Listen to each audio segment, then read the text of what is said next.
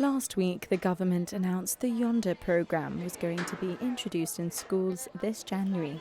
Mobile devices are placed in a pouch with a magnetic lock for the entirety of the school day. The Education Department is hopeful this will tackle the distraction of phones in classroom settings. GBC asked the government if all students will have to use the phone pouches and if any will be exempt.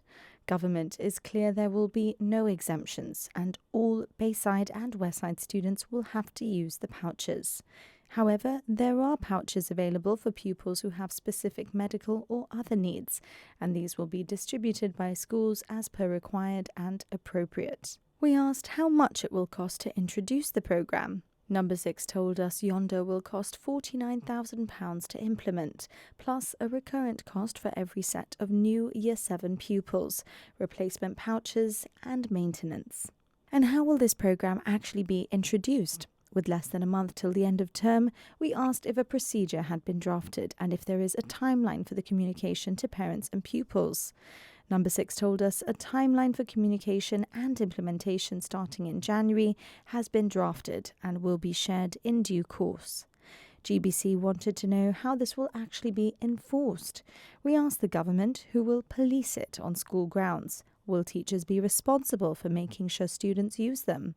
Government says it's not a question of policing. It states the strategy is intended to strengthen the school's existing policies on mobile phones. It says procedures will mirror the existing school procedures. It's confident pupils, staff and parents will work collaboratively to ensure the policy is respected and adhered to. Ultimately, it's the students that will have to adopt the new policy. So what's their take on it?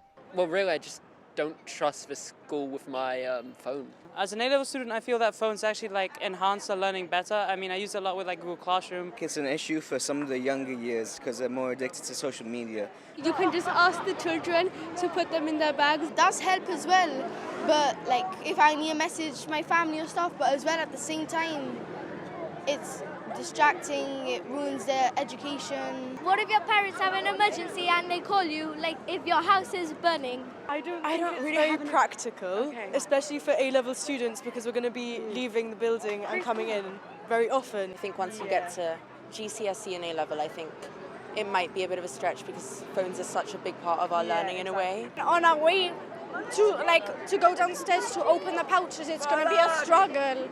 I think there's bigger problems than phones. Toilets, what happens in the toilets, vandalising and stuff. If you need to use something for a password in DT, you have to go to the log in the library and then it takes more time. I don't really bring my phone much. It's kind of distracting maybe. Yeah, I do find it distracting.